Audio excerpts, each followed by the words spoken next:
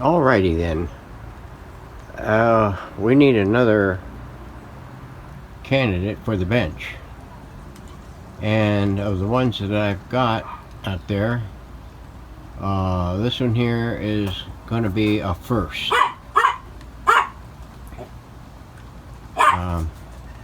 Hang on a minute.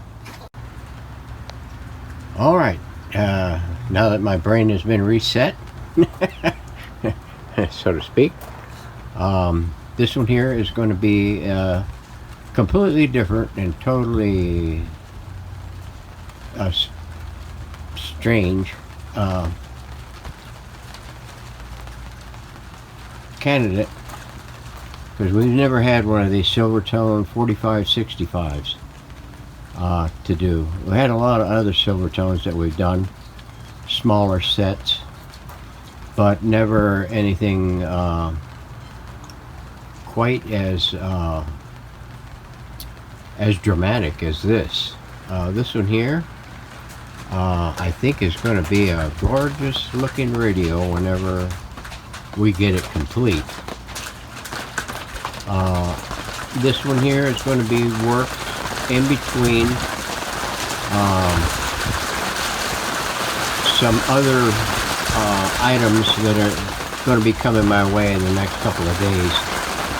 Some people are going to bring me down some transoceanics out of Flagstaff, and they're going to drop them off to me for a subscriber that lives in Texas, the one I just got through doing the 2 bombers for. He's sending me those 2 radios that'll be here in the next couple of days, few days, and we're going to work this in between those radios. It has been roasting here. The temperature hasn't been that high. I think it got to 104 today. And hang on a minute. Alright, brain reset number 2. Heat. It's heat. We got a lot of heat today. That sunlight is just blistering, I'll tell you. You're just stepping down on the back porch and under the awning. That brilliant light, I mean, it's scorching. And of course the shed is like a easy bake oven. No, it's worse than an easy bake oven. It's more like a pizza oven. So we haven't been doing as much as we was doing a month ago, before the heat index started climbing. So these are going to be sporadic for at least probably the next few months, unless we get our monsoon season in, and hopefully we get lots and lots and lots and lots of rain, where, I mean, it's cooled down real nice now. The sun is behind clouds over in the west. This is looking east, northeast, and so it's cooled down quite a bit. Probably it's cooled down 20 degrees in the last 30 minutes or so. So, and we're getting some light drizzle. So we're going to jump into this one here and open it up. I have not played with this one yet. Now, reset number 3. My dog is working me to death today.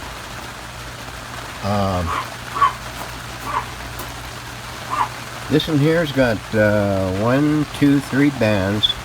Magic Eye. It's got the broadcast shortwave 1, shortwave 2. I believe I said this was a beautiful dial. It is. And hopefully it looks even better whenever I get the chassis out. All the knobs are there and originals. They look to be. This cabinet is a solid condition. It should clean up real good. In the back, we've got, this came to me, I think, with, well, I think it came with all tubes, but all of these were not in the chassis when they were sent in a baggie, I think, along with the radio. There are all but one tube, I think it's the rectifier tube, and maybe the power tube. All the other intermittent tubes are have goat shields, or should be shielded with goats, unless I put metal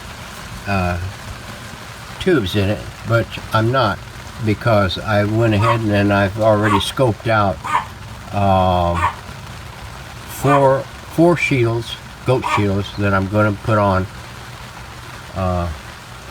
in order to bring this one back into original condition. Now, the only thing that I won't be able to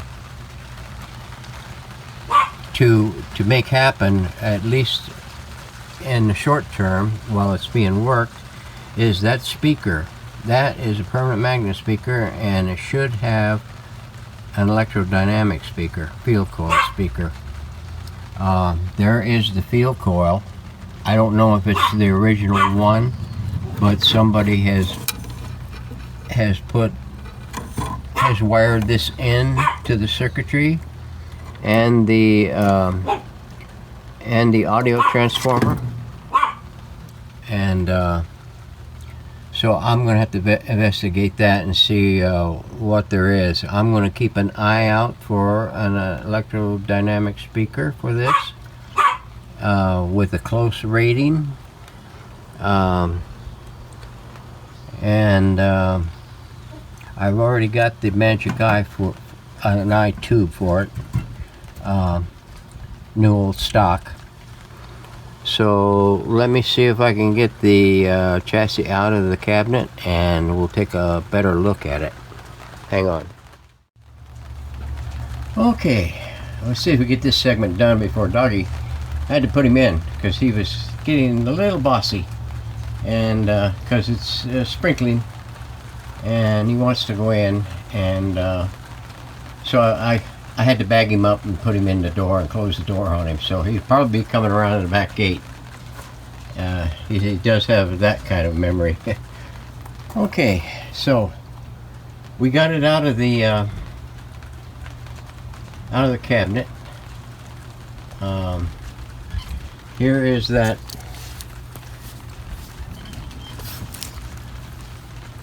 field coil and audio trans. This looks to be a little large for this radio. I would imagine about a 5/8 maybe field coil or voice coil on a 6-inch speaker. This in here is more like out of a console, I would guess. So we're going to check on and see what we can use, or what I can keep an eye open for. The chassis is pretty good shape. It's just dirty, grungy. I'll have to investigate the labeling on the chassis. I don't know if this is where they intended this to go. It looks like it was, and there was something here for a tube layout or a tube chart that we'll have to investigate and see what is. I might have something from another Silvertone that I can utilize. All the coils or cans are looking pretty good. There's no dents or ding. Well, there's a little tiny one right there. 3 above ground aluminum can caps, E-caps. And it is a 6E5. eye-tube. The dial looks unscratched, thank God. Hopefully it'll clean up real good with very little prodding. All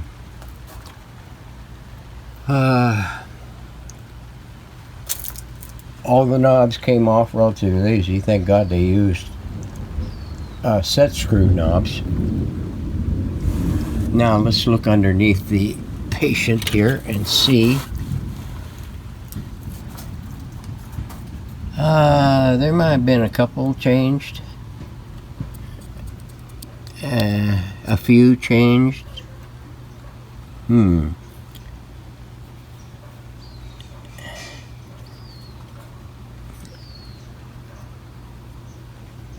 It looks like it's going to be a good candidate for a refurbishment. Everything looks okay. Don't know what to think about some of these. And there's one right there that isn't even connected. But I'm sure it goes somewhere. We'll just have to trace this one out with a fine-tooth comb. So anyway, there she is. Silvertone 4565.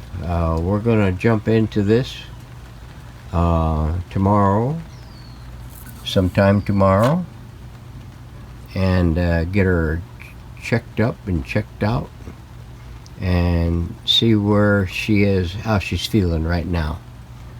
So stay tuned. We're going to have plenty of in progress video updates. So thanks for watching.